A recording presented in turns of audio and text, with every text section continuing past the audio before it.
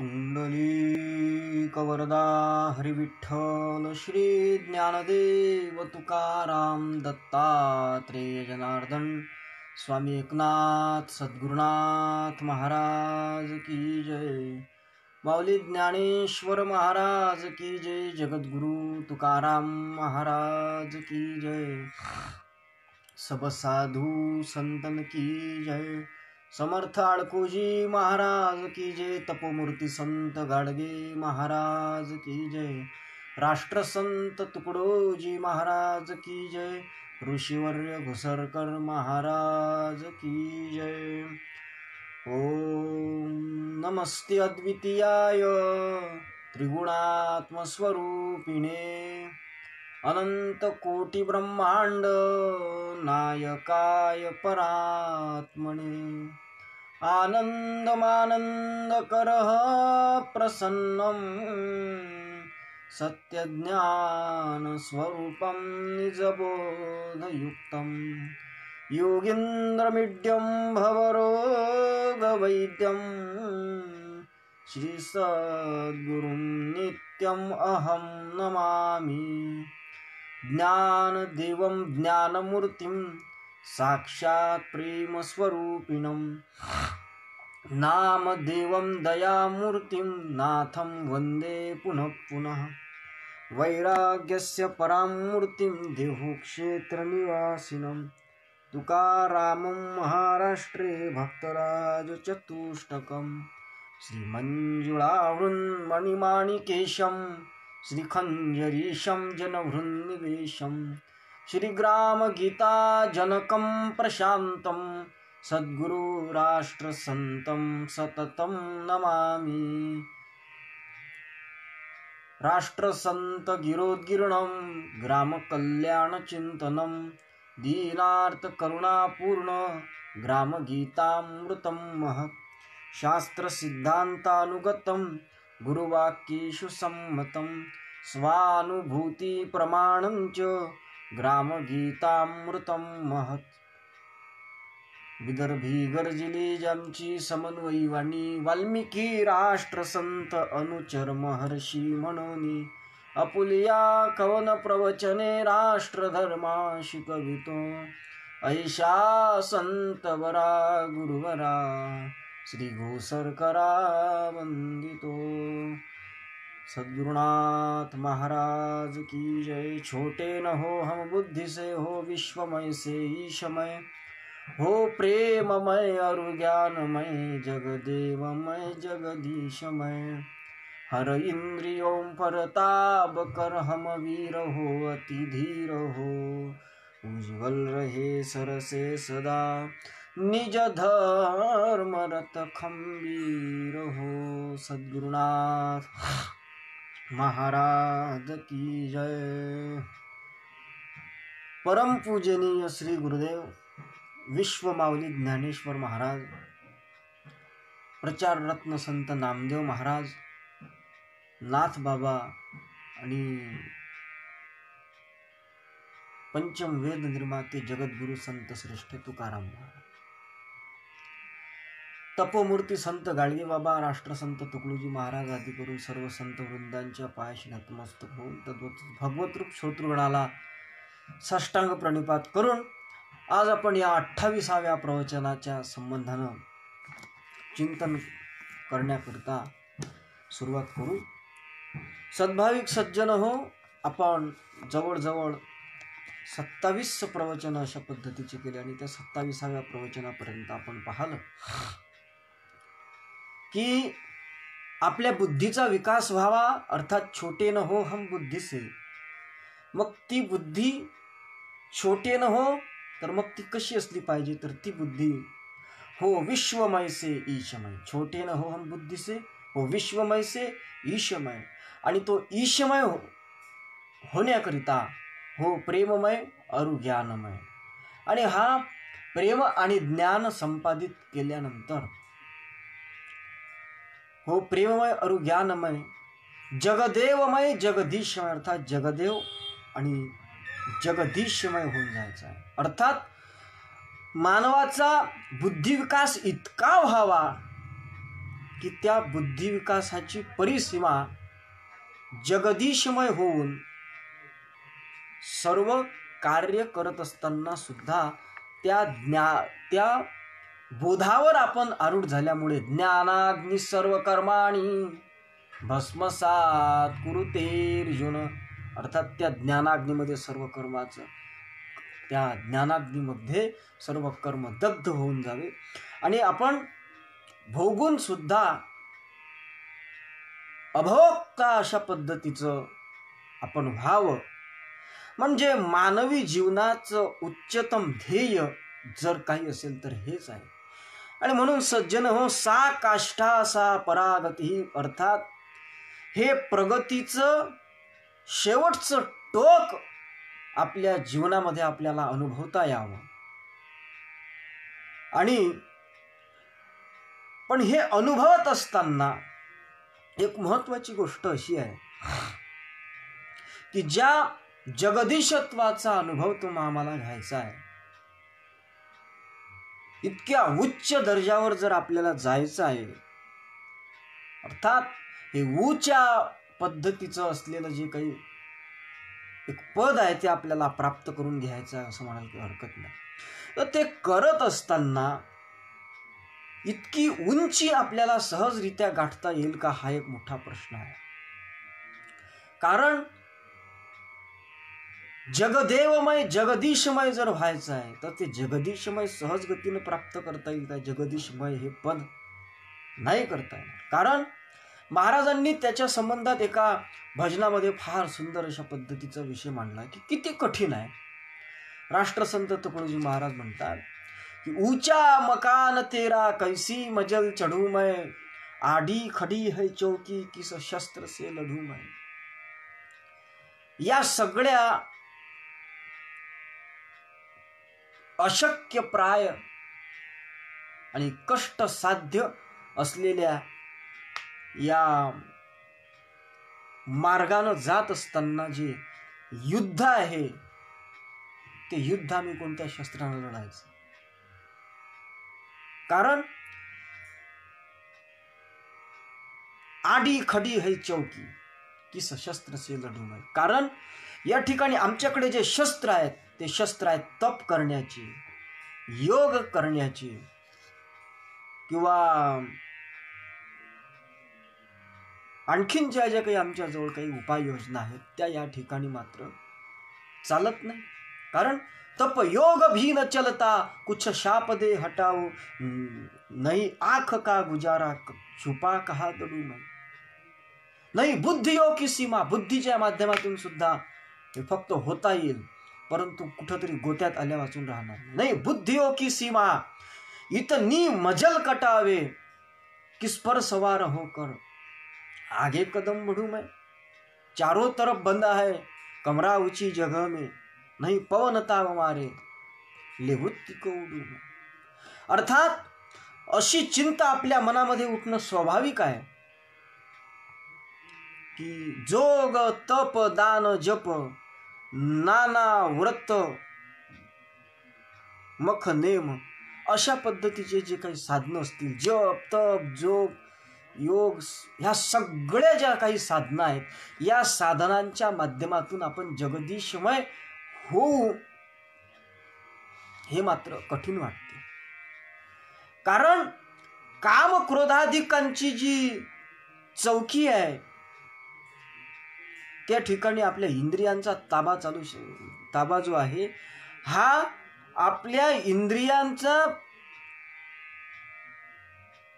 ताबा जोपर्यंत आपण करत नाही, त्याच्यावर ताबा जोपर्यंत मिळवत नाही तोपर्यंत हे जे त्यांच्या माध्यमातून प्राप्त होणारं हे जे साधन, जे इंद्रियाधिकांवर ताबा मिळवल्याच्या वाचून कुठल्याही प्रकारच्या साधण्याच्या माध्यमातून आपण हे करू शकत नाही. इतर कोणतेही साधनं तिथं चालू शकत नाही. कारण इंद्रियाच्या दृष्टीनं जर आपण पाहिलं तर त्या इंद्रियांना जर योग्य अशा पद्धतीचं वळण नसलं तर तुम्ही किती जप केला, किती तप केलं, किती साधनं केले तर ते मात्र व्यर्थ ठरत असतात. इंद्रियांचा नेम नाही आणि कितीही तुम्ही भक्तीची साधनं केले किंवा कितीही तुम्ही जप केलं, तप केलं, योग, याग, क्रिया या सगळ्या गोष्टी जर तुम्ही केल्या, पण या करत असताना जर तुमच्या इंद्रियावर तुमचा आमचा ताबा नसला तर मात्र काही साध्य होऊ शकत नाही. जगद्गुरु तुकाराम महाराज म्हणतात, इंद्रियांशी नेम नाही, मुखी राम म्हणून काही, जेवी माशी संगे अन्न, सुख नेदिते भोजन. अर्थात इंद्रियाला नेम नाही, अशा अवस्थेमध्ये देवाचं नामस्मरण सुद्धा फलदायिनी स्वरूपाचं अशा पद्धतीचं ठरत नसते. कारण उदाहरण सांगतात, जेवी मासी संगे अन्न. अर्थात जेवण करत असताना तुमच्या जेवणामध्ये तोंडात माशी गेली तर ती माशी सुद्धा बाहेर निघते आणि तुमच्या पोटातलं जेवण सुद्धा बाहेर काढत असते. त्याप्रमाणे जेवी माशी संगे अन्न, सुख नेदी ते भोजन. ते सुख प्राप्तीचं साधन ठरू शकत नाही. तसं इंद्रियांवरती विजय वा ताबा मिळवल्याशिवाय तुमच्या सगळ्या क्रिया या फलदायिनी स्वरूपाच्या अशा पद्धतीच्या ठरू शकत नाहीत. आणि म्हणून इंद्रियांना आधी नेम असावा. अर्थातच इंद्रियांना जर नेम नसला तर आपल्या सर्व आध्यात्मिक वा पारमार्थिक प्रक्रिया या हास्यास्पद अशा पद्धतीच्या स्थितीला प्राप्त होत असतात. आणि म्हणून बलवान इंद्रिय ग्रामम योगिनामपि कर्षति अशा पद्धतीचं शास्त्र सांगते. यामध्ये योगी देखील इंद्रियांच्या पुढे गुडघे टेकवून गुलाम अशा पद्धतीचे झालेले आपल्याला दिसतात. पाहत तुम्ही पुराणादिकांमधल्या बऱ्याच कथा पहा. अर्थातच इंद्रियाची जी गती आहे, इंद्रियांची दुर्धर गती, ती सहज लागेना हाती, पुढे होऊ नये फजिती, म्हणून यावे या मार्गी असं महाराज म्हणतात. आणि त्याकरिताच राष्ट्रसंतांनी सामुदायिक प्रार्थना अष्टकामध्ये म्हटलं आहे की हर इंद्रियो पर ताब कर, हम वीर हो अतिधीर हो. हर इंद्रियो पर, हर इंद्रियो पर. हर हा शब्द अनेक वचनी शब्द आहे. अर्थात हर इंद्रियों पर, अनेक वचनी, अर्थात इंद्रिय अनेक असले पाहिजे, एक नाही. त्याचंही सुद्धा आपण पुढे चिंतन करणारच आहोत. अर्थात इंद्रियांवरती विजय न मिळवता बरेच लोक इंद्रियावर विजय न मिळवता पारमार्थिक प्रक्रिया अशा पद्धतीच्या करतात. काही जप तप अनुष्ठान अशा पद्धतीचं करतात वा योगाधिक प्रक्रिया अशा पद्धतीच्या करत असतात. परंतु आपल्या इंद्रियावरती विजय न मिळवता, ताबा न मिळवता केल्या जाणाऱ्या ज्या प्रक्रिया अशा पद्धतीच्या आहेत, त्या सगळ्या प्रक्रिया करणारा जो साधक आहे तो मिथ्याचारी अशा पद्धतीचा ठरत असतो. भगवद्गीतेच्या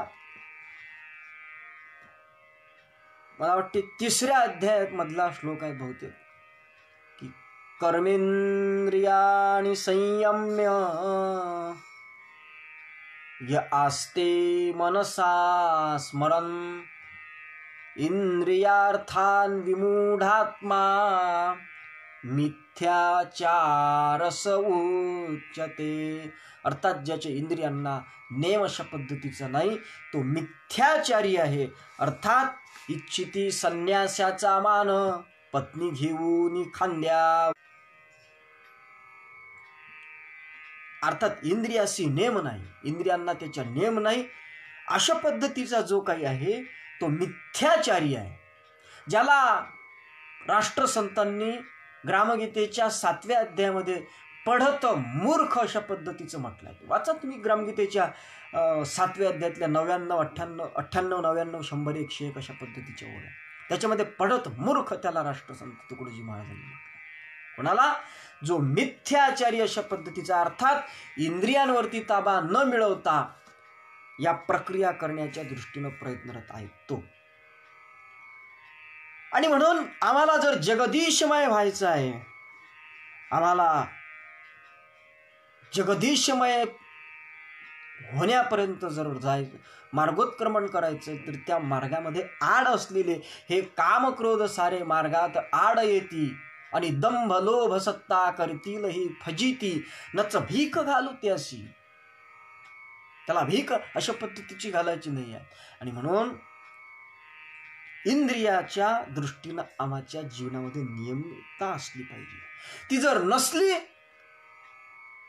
तर दांभिकता पसरल्या वाचून राहत नाही, वा कुठेतरी घात अशा पद्धतीचा झाला जात नाही. कारण इंद्रियांच्या माध्यमातून ज्या ज्या काही इच्छा होतात उत्पन्न, जे विषय तुमच्या समोर इंद्रियांच्या माध्यमातून येतात आणि ते करण्यासाठी तुम्ही प्रवृत्त होतात, त्यामुळे आमचे संत सांगतात, तुका म्हणे येणे बहु नाडिले शहाणे. खूप खूप विद्वान लोक सुद्धा, खूप खूप मोठे मोठे तपस्वी मुनी लोक सुद्धा प्रतिसृष्टी करता ईश भी इस कामने नंगा किया असं म्हणतात. किंवा भरपूर भरपूर प्रमाण देता येते की राजा असो, रंक असो, साधू असो, महापुरुष असो, हे कितीतरी या विकारानं बुरी बला है माया किसको न बाकी छोड़ा, राजा से लेके रंक तक सबको सता के छोड़ा. ही कठीण या इंद्रियाची माया. आणि म्हणून जगामध्ये शूरवीर काही कमी झालेले नाही आहेत, भरपूर झाले आहेत. साधूही भरपूर झाले आहेत, परंतु विश्वामित्रासारखा साधू सुद्धा आणि मेनकेच्या त्या स्वर्गातील दिव्यांगनेच्यावर भांडून जाऊ शकतो. पराशर मुनी सुद्धा मत्स्यगंधेच्या संबंधात आणि मोहित होऊ शकतात आणि त्याकरिता वाटेल त्या पद्धतीचं प्रक्रिया ते करतात. सूर्य अंधार प्रकट करू शकतात, गंगेच्या वरून नाव, अशा पद्धतीचे, म्हणजे इतक्या सगळ्या गोष्टी करून सुद्धा त्या इंद्रियांच्या माध्यमातून जे सुख अशा पद्धतीचं मिळवण्याच्या संबंधानं इतकंच काय की अशक्य अशा पद्धतीची गोष्ट जर कोणती असेल तर ती हीच गोष्ट आहे, इंद्रियांवरती ताबा मिळवणे. आता इंद्रियावरती ताबा मिळवणे इतकं कठीण आहे की या जगामध्ये शूर काही कमी नाहीत, वीरही सुद्धा कमी नाहीत, धीरही सुद्धा कमी नाहीत, परंतु इंद्रियाचे गुलाम जे झाले आहेत ते प्रलोभनामध्ये फसून कुठंतरी आपल्या जीवनाचं वाटोळ अशा पद्धतीचे करून टाकत असतात. कारण फार कठीण अशा पद्धतीचं आहे हे सगळं मिळवणं.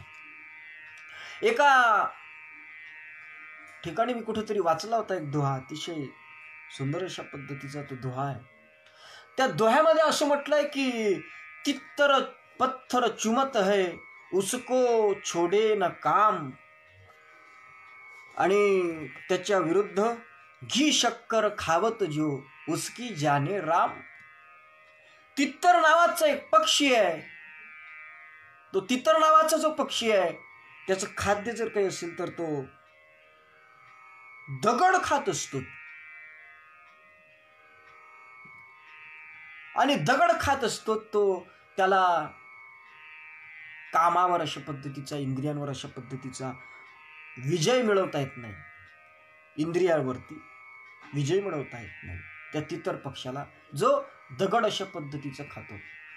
मग जो घी शक्कर तूप खातो, माल चांगला मसाल्याचे पदार्थ खातो, किंवा कामोत्तेजक अशा पद्धतीचे पदार्थ जो सेवन करतो, त्याचं देव जाणे अशा पद्धतीची एक बोललेलं आहे. अर्थात इंद्रियाची जी गती आहे ही फार फार अशा पद्धतीची कठीण आहे,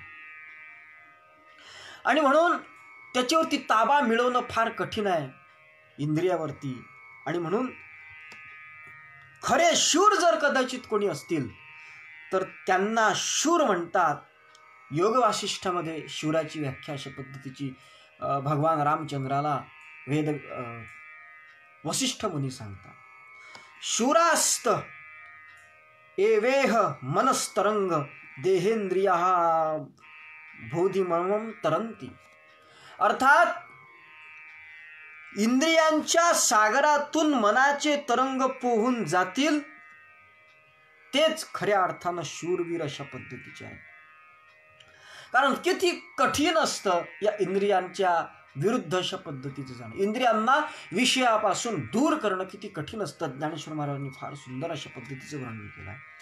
जै सारसाही विघडता होय वहावनी वत्स काढिता, पै माये पुढती बालक ने काळे नेता एकुलते एक, होय का उदक तुटता नाही काय का भणंग उदवडिता भाणयावरुनी, किंवा पै माये पुढती बालक काळे नेता एकुलते एक, होय का उदक तुटता मीना, किंवा तैसे विषयांचे घर इंद्रिया सांडता थोर, युगांतू होय वीर विराग साहती. किती कठीण आहे. सारस विघटिता, ज्ञानेश्वर महाराजांनी काही उदाहरणं दिली. किती कठीण आहे या इंद्रियावरती ताबा मिळवून, किंवा या इंद्रियावरती ताबा मिळवून त्याला विषयापासून परावृत्त करत असताना किती दुःख होत असतं त्याचं वर्णन ज्ञानेश्वर महाराज करतात. जै सारसा ही विघडिता, सारस नावाचा पक्षी आहे. त्या सारस नावाचा पक्षी एक पक्षी त्याच्यामध्ये नर आणि मादी ते परस्पराशी रक्त होत असताना होण्याकरिता तो तिकडून आवाज करतो आणि हा मादी इकडून आवाज देते. त्यावेळेस त्या आवाजामुळे ही इकडं येते आणि ते तिकडं जाते. शेवटी ते विरहामध्ये इतके दुःखी होतात की रात्रभरात मरून पडतात. आणि एक ते जवळ आले की त्यातला एक मरून पडते आणि एक मरून पडला की त्याच्या विरहामध्ये दुसरा मरून पडते. इतकं दुःख, जितकं दुःख त्यांना होते तितकं दुःख या ठिकाणी विषयापासून इंद्रियांवरती ताबा मिळवण्यामध्ये होत असते. दुसरं उदाहरण सांगतात, हो यवो हा उन्ही वत्स काढिता. अर्थात एखादं वासरू दूध अशा पद्धतीचं प्राशन करतात त्याच्या आईचं, त्यावेळेस त्या वासराला तिथून काढत असताना जितकं दुःख होते तितकं दुःख इंद्रियावरती ताबा मिळवत असताना होते. अर्थात इंद्रियावरती ताबा मिळवणं इतकं कठीण आहे आणि म्हणून इतर वीर असतील असो, परंतु जे इंद्रियावरती ताबा मिळवतात ते खरे वीर असतात. तिसरं उदाहरण देतात, भनंग दवडिता भाण्यावरी. चौथं उदाहरण देतात, पै माये पुढती बालक काळे नेता एकुलते एक. काळे नेता, काळे म्हणजे मी नाही, काळानं एकुलता एक मुलगा आहे. एखाद्या स्त्रीला एकुलता एक मुलगा आहे आणि दुसरा मुलगा होत नाही असं डॉक्टरांनी सांगितलं आहे. आता दुसरा मुलगा होण्याची शक्यता नाही. अर्थात एकुलता एक मुलगा आहे आणि तो तिच्या पोटी आलेला आहे. आता आईचं आणि मुलाचं काय प्रेम, किती प्रेम असतं आईचं आणि मुलाचं, त्याला सीमा नाही. करी लाभावी न प्रीती अशा पद्धतीचं आईचं आणि मुलाचं प्रेम असतं. किती असते. किंबहुना धनुर्धरा जो मातेची आये उदरा, तो मातेचा सोयरा के तुला पा. आमच्या संतांना सुद्धा प्रश्न पडला की त्यांना सुद्धा सांगता येत नाही की जो मातेच्या उदरामध्ये आलेला मुलगा आहे त्याचा आणि त्या आईच्या प्रेमाचा संबंध किती गहन अशा पद्धतीचा, महान अशा पद्धतीचा असतो हे सांगू शकत नाही. आणि अशा अवस्थेमध्ये एकुलता एक मुलगा तिच्या डोळ्यासमोर काळानं ओढून न्यावा, अर्थात तो मरावा. तिला जे दुःख होतं तितकं दुःख इंद्रियांवरती ताबा मिळवण्याकरिता होत असतं. त्याच्याही पुढे एक उदाहरण सांगतात की हो एका उदक तुटता मीना, जीवना वेगळी मासळी तैसा तुका तळमळी. अर्थात त्या मासेच्या पाण्याच्या वेगळा मासा जो असतो, पाण्याविन मीन, नाही महाराजांचे भजन आहे.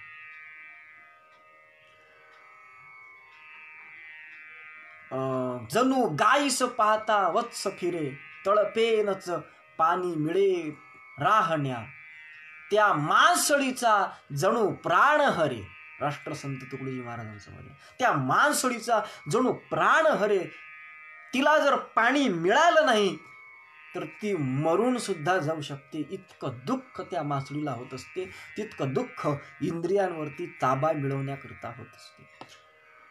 आणि म्हणून तैसे विषयाते घर, इंद्रिया सांडिता थोर, युगांती होयते वीर, विराग साहती. ते खऱ्या अर्थानं वीर ठरतात जे इंद्रियावरती ताबा मिळवतात,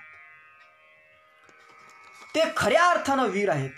आणि म्हणून आमचे जे जे काही संत होऊन गेले आहेत, कबीर महाराज असतील, सूरदास असतील, सूरदास महाराज म्हणतात की मारे सब संग्राम करी पिशून होते घटमाही, सुंदर होई सूरमा साधू बराबर नाही. चरोंगीनाथ नामक एक फार मोठे साधू त्यांनी मरिबा तो मनबीर मरिबा, लुटिबा पवन भंडारम. अर्थात मनावर ताबा मिळवणं, इंद्रियावर ताबा मिळवणं फार कठीण अशा पद्धतीचं आहे. वही गाजी है बडा जिसने दिल काफिर मारा, कबीराचं असं म्हणणं आहे, त्या अकबराचं असं म्हणणं आहे. ज्यानं दिल ना मनावरती विजय मिळवला तोच मनरूपी शत्रू ज्यानं मारला तोच खरा वीर अशा पद्धतीचा असतो. पण मन म्हणजे काय तर आपल्या ज्या वृत्ती आहेत, अंतःकरण वृत्ती आहे, अंतःकरण वृत्तीचे 4 भाग पडतात. एकच अंतःकरण वृत्ती आहे. एका खोलीमध्ये, एका घरामध्ये 4 खोल्या आहेत. एकाच अंतःकरणाचे 4 भाग पडतात. ज्या मनन करते त्यावेळेस ती मन ठरत असते, संकल्प विकल्प करते त्यावेळेस ती मन ठरत असते. ज्यावेळेस तीच अंतःकरण वृत्ती निश्चय करते, निश्चयाचं धारण करते, त्यावेळेस तीच अंतःकरण वृत्ती बुद्धीचं रूप धारण करत असते. आणि ज्या वेळेस तीच अंतःकरण वृत्ती चिंतन अशा पद्धतीचं करते त्यावेळेस तिला चित्त अशा पद्धतीची संज्ञा प्राप्त होत असते. आणि ज्यावेळेस तीच अंतःकरण वृत्ती अहंकाराला जागृत करते किंवा कर्तृत्व भोक्तृत्व धारण करते त्यावेळेस तीच अंतःकरण वृत्ती अहंकार बनत असते. हे मन बुद्धी चित्त अहंकार 5वे अंतःकरणाधार. आणि त्यात इच्छा संस्कार दृढ होऊन चाले व्यवहार त्या मार्गे असं म्हणतात. अर्थात मन ही आपली एक संकल्पक शक्ती आहे. आपल्याशी मनन करण्याची जी शक्ती आहे अर्थातच आपली एक अंगभूत अशा पद्धतीची शक्ती आहे. परंतु ती नष्ट कशी होणार? मन नष्ट कसं होणार आहे? मन नष्ट करणं म्हणजे मन नाहीसं करणं, मन उन्मन करणं, त्याला म्हणतात मन नष्ट करणं. मन नष्ट करायचं म्हणजे त्याला काही कापून काढायचं आहे काय तलवारीनं? नाही. त्याला काय गोळ्या झाडायच्या आहेत का? नाही. तर त्या मनाला आपल्या ताब्यामध्ये ठेवणं. मनामध्ये ज्या विकृती आहेत, मनामध्ये जे विकल्प येतात त्याच्यावरती ताबा मिळवून मनामध्ये शुभ संकल्प कसे येतील त्याकडे मनाला प्रवृत्त करणं, ही प्रक्रिया करत करत मन नाहीसं करणं, त्याला म्हणतात की मनावरती ताबा मिळवणं किंवा मनाला नष्ट करणं. आता वास्तविक मनाचा नाश करणं म्हणजे काय? दगडासारखं पडून राहणं ठरते. रहस्यामृतामध्ये त्याचं सुंदर विवरण केलं आहे, वाचून घ्या. मनाचा नाश करणं किंवा विषयाचा कुठल्याही प्रकारचा भोग न घेणं म्हणजे मग तर पाषाण म्हणजे दगडासारखंच पडून राहणं होईल. परंतु रहस्यामृतकार म्हणतात की असं जरी तुम्हाला वाटत असलं तरी विषयाचं अजिबातच सेवन करू नये असं नाही, परंतु यथायोग्य प्रमाणामध्ये त्या विषयाचं सेवन करायचं. अति प्रमाणात नाही तर आवश्यक आहे तितक्याच पुरतं त्याचं सेवन करायचं. म्हणजे निर्वाहापुरते अन्न आच्छादन, निर्वाह आणि राहण्याकरिता एखादी गुहा इतकंच फक्त ठेवणे संग्रहामध्ये, त्याला म्हणतात असंग्रही वृत्ती. त्यालाच म्हणतात या विषयावरती ताबा मिळवणं. आणि म्हणून या मनाची जी विकृती आहे तीच फक्त आपल्याला नष्ट करायची आहे.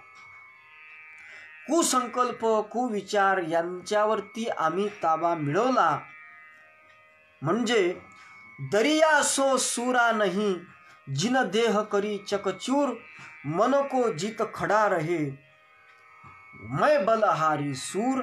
अशा पद्धतीचं सूरदास महाराज म्हणतात. मनावर विजय मिळवणं हे खऱ्या अर्थानं वीरत्व प्राप्त करणं. आणि म्हणून त्यावेळेस आम्ही वीर होऊ.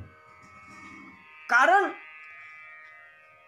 प्रश्नोत्तर मणिरत्नमाला मधलं बहुतेक आहे, मला असं वाटतं हे शंकराचार्यांच्या, त्याच्यामध्ये जवळजवळ बरेच काही प्रश्न आणि उत्तरं एका वाक्यामध्ये दिली आहे.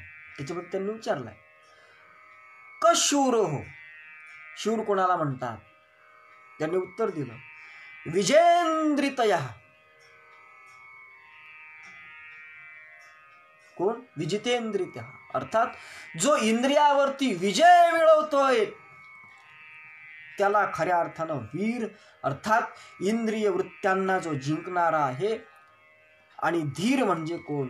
सरळ भाषेत बोलायचं झालं तर प्रतिकूल परिस्थितीमध्ये सुद्धा ज्याचं चित्त ढळत नाही वा ज्याला मोठ्यातल्या मोठ्या संकटामध्ये सुद्धा ज्याची बुद्धी स्थिर असते, अशा पद्धतीचा जो विचलित अशा पद्धतीचा होत नाही त्याला धीर अशा पद्धतीची संज्ञा प्राप्त होते. आणि म्हणून राष्ट्रसंतांनी या ठिकाणी म्हटलं की आम्ही या इंद्रियावरती विजय मिळवून हर इंद्रियों पर ताबा कर हम वीर हो अति धीर हो. वीर असलो पाहिजे आणि अति धीर सुद्धा असलो पाहिजे. श्रेयो हि धीरोभिप्रेयसो वृणीते, अर्थात प्रिय किंवा सुखद वाटणाऱ्या गोष्टींऐवजी आम्ही ज्या आमच्या हिताकरता अशा पद्धतीच्या गोष्टी आहेत, श्रेयस्कर अशा पद्धतीच्या गोष्टी आहेत, त्या गोष्टींकडे आम्ही वळलो पाहिजे. त्यावेळेस आम्ही खऱ्या अर्थानं धीर अशा पद्धतीचे ठरू. कठोपनिषदामध्ये दोन भाग आले आहेत, एक श्रेयस आहे आणि एक प्रेयस आहे. प्रेयस म्हणजे भौतिक सुख आहे आणि ते भौतिक सुख सुखद वाटते, प्रिय वाटते, परंतु शेवटी मात्र ते दुःख देणार असते. उदाहरण सांगतो. काही गोष्टी सुरुवातीला सुखकारक वाटतात पण नंतर दुःखकारक वाटतात. इंद्रियजनित जे सुख आहे ते सुरुवातीला इंद्रियजनित जे सुख आहे ते भोगत असताना सुख वाटते, जे विषयाच्या संबंधात. इंद्रियाचा सुख म्हणजे विषय सुख आणि विषयाचे सुख वाटे जेथे गोड, पुढे अवघड यमदंड, मारिती झोडिती तुडिती निष्ठूर, यमाचे किंकर बहुसाल. आणि म्हणून विषयजनित जे सुख आहे ते सुख म्हणजे प्रेयस, अर्थात भौतिक सुख आहे. उदाहरण सांगेल. आपण लोक थिएटरमध्ये जातो पिक्चर पाहण्याकरता. तर एका जणानं काय केलं की मोफत सिनेमा दाखवतो, विना तिकीट सिनेमा दाखवले एका टॉकीजमध्ये, अशा पद्धतीचं ठरवलं. पण जाण्याकरिता एक मार्ग असतो आणि बाहेर निघण्याकरिता दुसरा मार्ग असतो. मी लहान असताना एक वेळा टॉकीज पाहिली आहे, त्याच्यानंतर मी टॉकीज पाहिली नाही. परंतु मला असं वाटतं, आता मला त्याची काही खरी माहिती नाही, परंतु एका बाजूने जायचं आणि दुसऱ्या बाजूने निघायचं. इकडून मोफत पाठवले आत सिनेमा पाहण्याकरता, आनंद झाला, जाऊन बसलेत, सिनेमा पाहायला लागले होते. पिक्चर पाहत असताना इतका आनंद अशा पद्धतीचा त्यांना झाला की फार अशा पद्धतीचा अवर्णनीय अशा पद्धतीचा आनंद झाला. आणि तो आनंद झाला आणि त्या आनंदामध्ये ते बाहेर निघायला गेलेत दुसऱ्या दारातून. परंतु काय झालं, त्या दुसऱ्या दाराच्या त्या गेटवर नाही का, दुसऱ्या गेटवर बाहेर निघण्याच्या तिथं एक जण उभा होता. तिथं सांगितलं जात होतं, अर्थात तुम्ही तिकीटचे एवढे एवढे पैसे द्यायचे आणि ते पैसे दिल्यानंतरच बाहेर निघता येईल.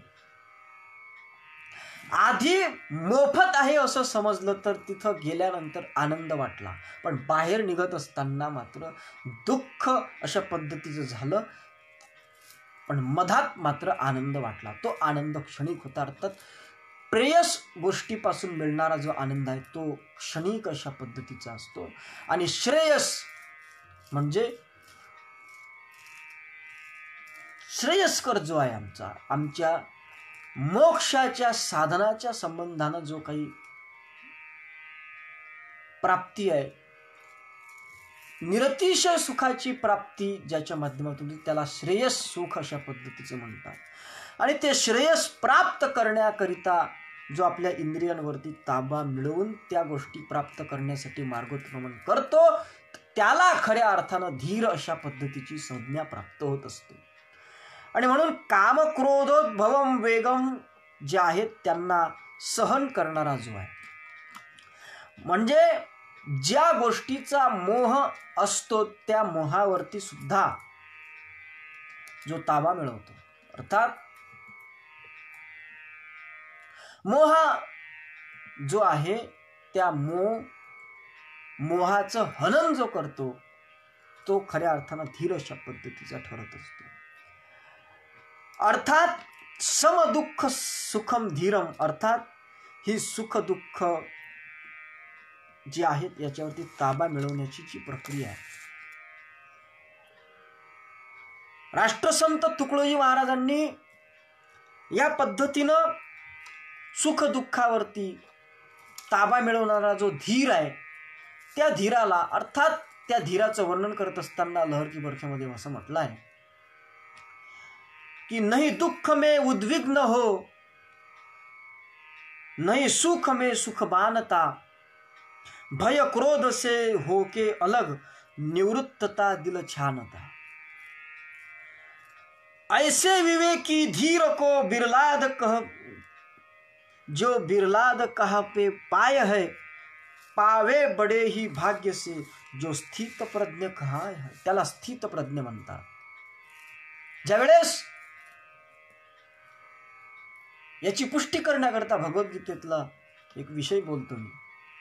ज्यावेळेस अर्जुनानं भगवान कृष्णाला विचारलं की देवा स्थितप्रज्ञ कोणाला म्हणतात, तो कसा बोलतो, कसा चालतो, कसा राहतो. अर्थातच स्थितप्रज्ञस्य का भाषा समाधिस्तस्य केशव, स्थितधी किं प्रभाषेत किमाचरेत व्रजेत किम. नाही का, लहानपणी आमच्या शाळेमध्ये आम्ही म्हणतो शनिवारी, कृष्णा सांग कसा बोले, कसा राहे फिरे कसा, नाही काय. आणि हा प्रश्न ज्यावेळेस त्या भगवान कृष्णाला अर्जुनाने विचारला त्यावेळेस भगवान कृष्णांनी त्याचं वर्णन करत असताना त्याच्यामध्ये स्थिर बुद्धीचा जो आहे त्याला तो कोण आहे, कसा आहे, त्याचं वर्णन करत असताना सांगितलं की दुःखेष्वनुनिग्न मन, ज्याचं दुःखामध्ये उद्विग्न होत नाही आणि सुखामध्ये जो त्या सुखावर लालायित अशा पद्धतीचा होत नाही. अर्थात दुःखेष्वनुद्विग्न मनः सुखेषु वितराग स्पृहा, वीतराग भय क्रोध स्थितधीर मुनिवृच्यते. अर्थात जो आपल्या इंद्रियांवरती ताबा मिळवतो, सुखामध्ये आणि दुःखामध्ये सम राहतो, सुख दुःख हममे सम रहे, ही ज्याची अवस्था असते त्याला खऱ्या अर्थानं धीर अशा पद्धतीची संज्ञा प्राप्त होत असते. इंद्रियावरती ताबा मिळवून अशा पद्धतीचे वीर आणि धीर आपण बनलो पाहिजे. अर्थात संयमी आणि स्थितप्रज्ञ आपण झालो पाहिजे. भोले बाबाचा वेदांत रत्नावलीमध्ये एक श्लोक आहे. ममता अहमता देह में करते नहीं जो धीर है, जीवन उन्हीं का दिव्य है, वे ही नरों में वीर है. या इंद्रियावरती आपण ताबा मिळवला पाहिजे. आणि हा ताबा जोपर्यंत आपण मिळवू शकत नाही तोपर्यंत आपण जगदीशमय अशा पद्धतीचे होऊ शकत नाही. अर्थातच. आणि म्हणून जगदीशमय जर व्हायचं असेल तर प्रथम आम्ही इंद्रियांवरती आणि ताबा मिळवला पाहिजे. तर इंद्रिय कोणते आहेत? त्या इंद्रियाच्या संबंधानं जर विचार करायचा झाला तर महाराजांनी, राष्ट्रसंत तुकडोजी महाराजांनी आपल्या आत्मप्रभाव नामक ग्रंथामध्ये इंद्रियांच्या संबंधानं काही विषय प्रतिपादित केलेला आहे. पंच महाभूतांचे जे आपलं शरीर आहे त्या शरीरामध्ये दोन प्रकारची इंद्रिय प्रामुख्याने राहतात. राष्ट्रसंत तुकडोजी महाराजांनी सांगितलंय. आपण पाहिलं की हर इंद्रियोपर ताबकर. हर इंद्रियोपर हे अनेक वचनी असल्यामुळे एकापेक्षा अनेक विषय इंद्रियाचे आहेत आणि ते इंद्रिय सुद्धा अनेक आहेत हे सिद्ध ठरते. पण ते किती आहेत आणि कोणते आहेत याचे चिंतन होणं महत्वाचं आहे. म्हणून राष्ट्रसंत तुकडोजी महाराजांनी या ठिकाणी आपल्या आत्मप्रभाव ग्रंथामध्ये सांगितलं आहे की पंचभूत देही जान असती दश इंद्रिये जान प्राण त्यांची विषयी कथन करुणी दाऊ श्रोतया. कोणते आहेत?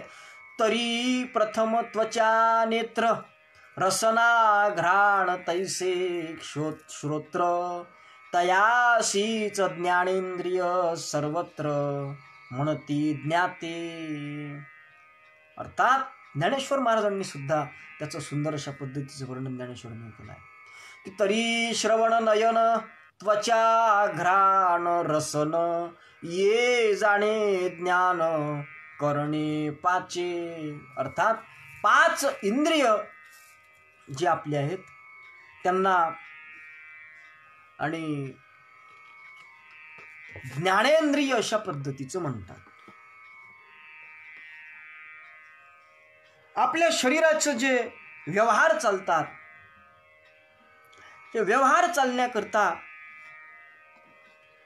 ज्ञानेंद्रियाची आवश्यकता असते.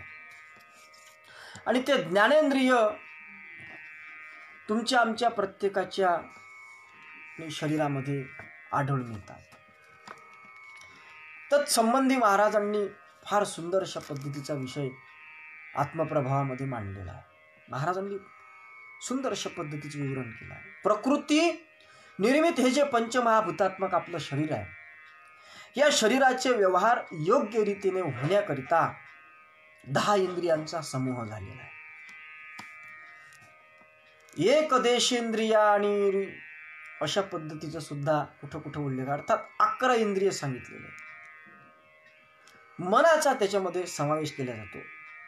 अर्थात लोकांच्या शिक्षणाकरिता पंडित लोक ज्या 11 इंद्रियांचे वर्णन करतात त्या इंद्रियांची नावे आणि कर्म याबाबत राष्ट्रसंत तुकडोजी महाराजांनी सांगितलं. इंद्रिया माझी 11 ते मन जाणावे. अर्थात 11 इंद्रिय असतात.